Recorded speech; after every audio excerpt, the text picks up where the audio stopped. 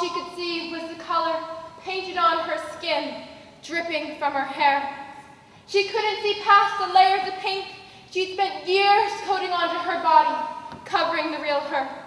All she could see was her mother, her father, her sister, her friend, her magazine, her everything else.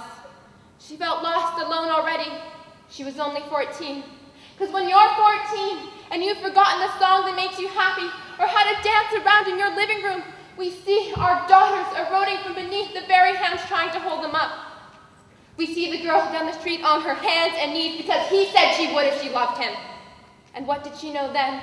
When she first betrayed her body, sold it for a kiss and a smile, thought to please at any cost, left to fight for independence in the backseat of cars. On stained leather interior, dank with the smell of expectation, she traded integrity for security and called it love. Yeah. Leaving behind pieces of an empty shell, falling behind her mother, patting her on the head and saying, "What happened to that nice boy you were dating?" When we see the daughter in down the hall who's begging for the plastic perfection that can be found dangling at the tip of her nose, doing everything she can to obtain the false whispers of beauty that are never satisfying her need. She paints herself with the colors of beauty when really we're cloaked in lips and hips. Yeah. The brutal realities that leave us grasping tatters the illusions of love and longing and the shattered threads of innocence. She starves herself, lets herself be eaten from the inside out and calls it love. Is this the world that our daughters live in? Where they are driven into the hands of other girls who tell them that their own self-sacrifice, their own compromise is the only way to beauty, love, and happiness. They call it love. This can't be the world our daughters live in. We must take that 14-year-old girl and guide her to the shower. Let the hope and wisdom of her mother before, let it run through her hair, returning it to its purity. Let it rinse down her arms, her back, her toes, and her breasts. Let it wash away years of layers until she can wear her own colors. Let the sun shine through to the memories she pushed away from years of piercing sunlight, because this is not the world that our daughters should live in. This will not be their world. This is not love. Thank you.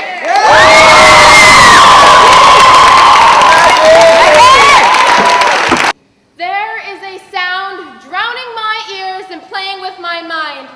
It's the sound of society's drum, pounding on my temples, vibrating my toes, and forcing my eyes closed. The sound of the drum that everyone wants me to march to with them. But I can't. Because my drum sounds a little different. It's the rhythm pulsating from my heart, the one that changes every day. It's the one on days when my head hangs low, picks me up and says, "Smile, baby, because life's been good to you." The one that beats a little faster, maybe even misses a beat when that certain someone smiles at me and makes me turn as red as the sunset above my head. My sound is loud, and it barely stays in my chest. It is all I can hear. And sometimes it is soft and quiet, but it is there, beating relentlessly for me. It is a drum that I can count on beating when everything else around me is silent. It is a drum that makes me strange and different from others. It allows me to dance to its rhythm like no one's watching, when really there is a sea of eyes glaring at me. It is the one that allows me to stand up and say to the big kid in the hall who is stealing the drum from the little kid who just isn't a soul, "Hey! What you're doing is wrong. And the reason you're trying to steal his drum, his heartbeat, is because yours was lost long ago, and this is the way that you're trying to find it."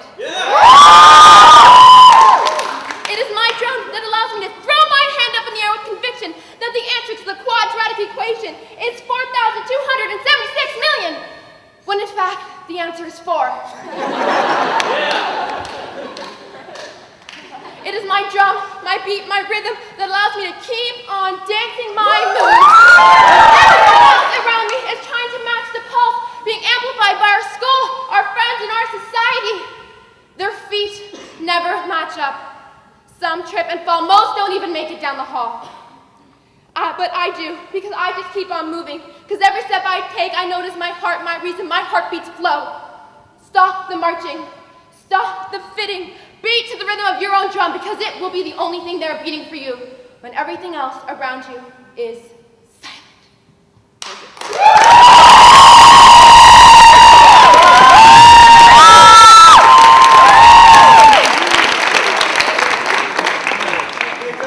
you.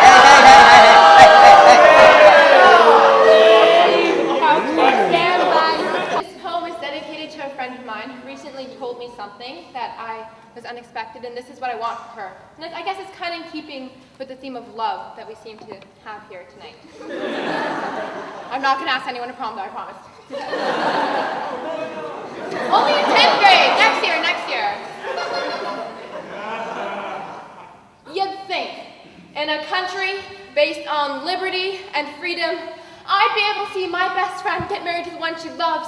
You'd think her father would be able to walk her down the aisle, and you'd think she'd be able to take her sweetheart to prom without a frickin' trial. But she can't, because they say so. And every day and every night it breaks my heart when I think of her plight, because all I want for you is a simple I do. But all you have is a civil union in Vermont, just because your heart beats to the rhythm of another girl. But I want church bells for you, my dear. I want rosary beads. I want Jesus to fall to his knees. I want you to walk down the aisle, and I want to see that patriarch smile. I want you to spend every day of your life with a gold ring that makes your finger turn green, but you won't care because it reminds you that your love is a forest, bright and clean. I want you to introduce her as your wife, because really, you spent all your life memorizing how the lines beneath her face flow like a river when she cries. I want to see you happy for 50 years, because I swear you grow like a flower every minute you spend with her. And that's not to say that you won't have your bad days, because baby, you will. Yeah, there'll be times when you're half in and half out the door, but you won't need anything more than her smile to lead you back to the bedroom floor. I want you to tell her 50 years from now, when you're small and withered, that you're my favorite poem, and I'll read you every night knowing that I might never understand every word, but that's okay, because the lines of you were the closest thing to holy I've ever heard. You'd say, this love has to be some kind of verb. You two are paint slick on a canvas, and it's going to take a whole lot of stick, but if you do, babe, you'll be a masterpiece. I want you to remember your beginnings, living in towns that frowned at your hand holding, folding up their stairs like hate notes into your pocket so you could pretend that they weren't there. You said to her, fear is only a verb if you let it be, so don't you dare let go of my hand. Yeah.